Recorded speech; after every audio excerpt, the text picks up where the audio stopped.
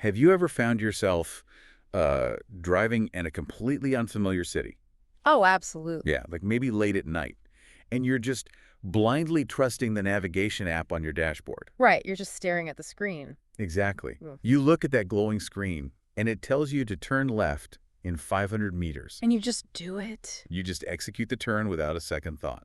We have basically outsourced our spatial awareness to this invisible digital infrastructure. And, for everyday consumer navigation, that black box works totally fine. Sure, it gets us to the coffee shop.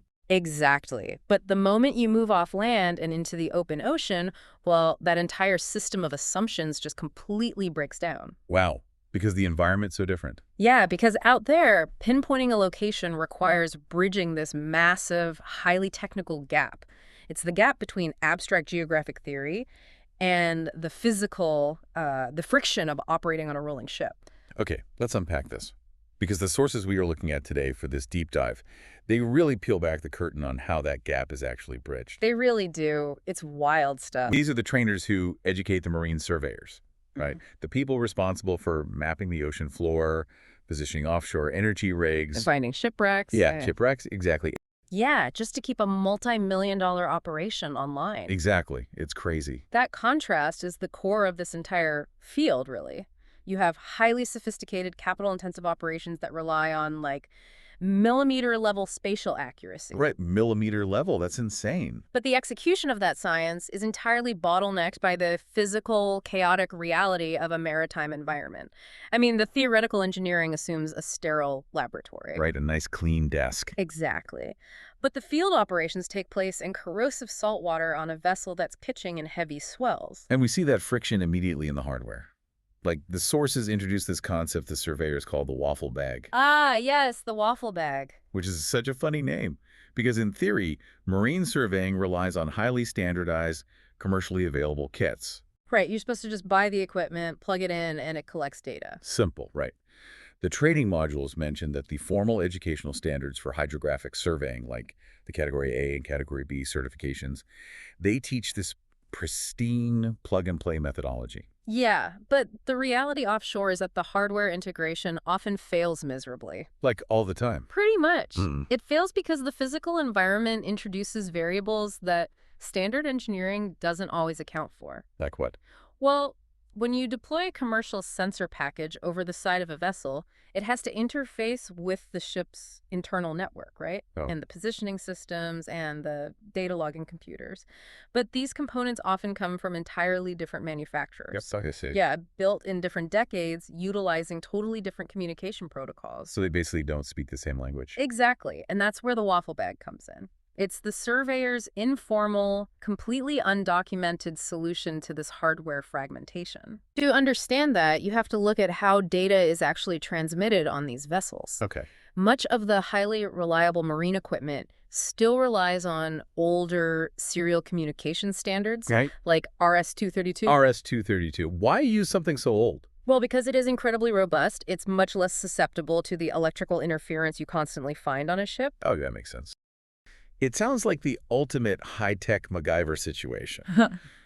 What's fascinating here is the human ingenuity required to make standard tech work in non-standard environments. I mean, you really have to praise the resilience of these surveyors. Definitely. A null modem is necessary when you are trying to get two distinct pieces of hardware to talk directly to each other without a standard networking switch in between. Okay, so a direct connection. Yes. It highlights a critical vulnerability in these highly advanced operations. Human resilience is the ultimate undocumented failsafe. Absolutely. You can engineer the most sophisticated sonar array on the planet, but if the data can't physically reach the processing unit because of a mismatch, The whole thing shuts down. the entire survey halts. The fact that this improvisational skill isn't taught in the formal Cat A or Cat B courses points to a wider disconnect between the theoretical design of these systems and their practical application. And that disconnect naturally bleeds directly into the operational structure of modern maritime surveying, too. Oh, definitely. The ROC. So you have a team sitting in a nice climate-controlled office building somewhere on land, taking over the data processing and system monitoring via satellite link. This is a standard logistical evolution in many industrial sectors right now, mainly driven by high bandwidth satellite internet. Sure, it makes sense on paper. It allows a company to centralize its highly specialized analysts in one terrestrial hub, monitoring multiple ships simultaneously rather than deploying them all over. Right, which saves a ton of money. But solving that economic and logistical puzzle creates a profound psychological and operational friction. The trainer explicitly states that the personnel working in the ROC have often never set foot on a survey vessel. Never. They don't have a physical understanding of the environment the offshore crew is operating in. And that lack of physical context manifests as a severe empathy gap. An empathy gap. Wow. Yeah, and it directly impacts operational efficiency. Because when you are sitting in the ROC, your interface with the operation is purely digital. You just see screens. Exactly. You are looking at a dashboard. If a sensor stops transmitting, a light on the screen turns red, or an error code pops up. Okay. From a terrestrial office, an error code implies a software glitch, or it's a simple procedural failure. The immediate expectation is that the offshore technician will just reset the system and the data will resume. Is this just a classic corporate office versus the field dynamic that we see in every industry? Or is there something uniquely isolating about open sea marine surveying that makes this empathy gap so much wider? If we connect this to the bigger picture, the remote technology can artificially flatten our understanding of human struggle. Right. The baseline dynamic is similar to other industries, but the maritime environment amplifies the isolation and the actual physics involved. How so? Like compared to construction? Well, if an architect's blueprint fails on a construction site, the foreman can call a supplier, right? They can order a new part or bring in a specialized contractor the next morning. Yeah, they're standing on solid ground. Exactly.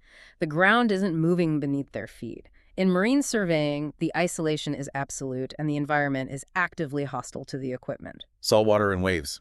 The ROC analyst sees a data interruption. They don't feel the vibration of the ship's engine block. That's a great point. They don't experience the 15-degree roll of the deck in heavy weather.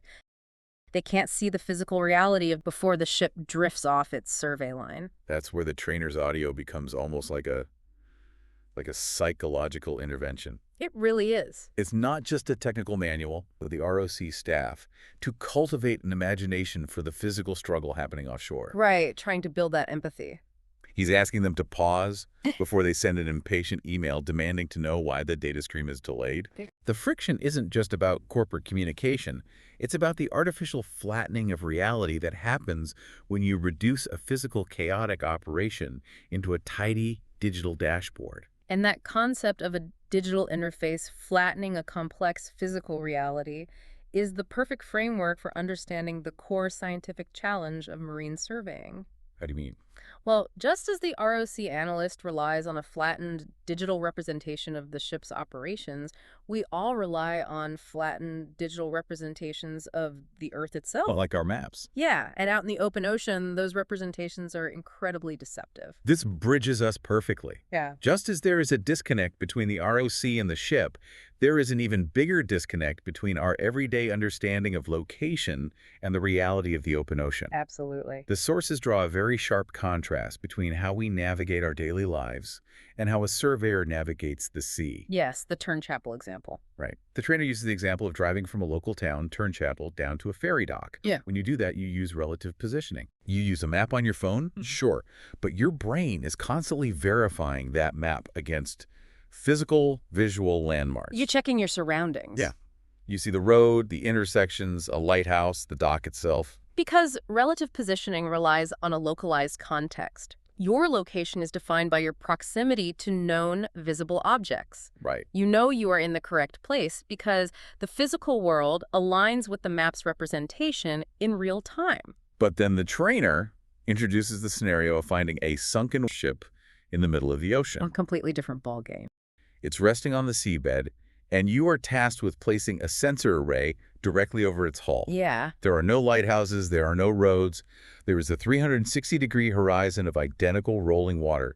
You have absolutely zero visual reference points to cross-check your map against. In that environment, relative positioning is impossible. So what do? You are forced into the realm of absolute positioning.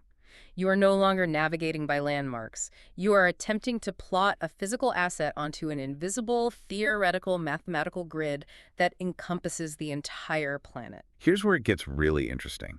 Finding a wreck in the open ocean without a visual reference is like trying to pinpoint a specific single grain of sand on a completely blank sheet of paper. Without a grid, you're just floating.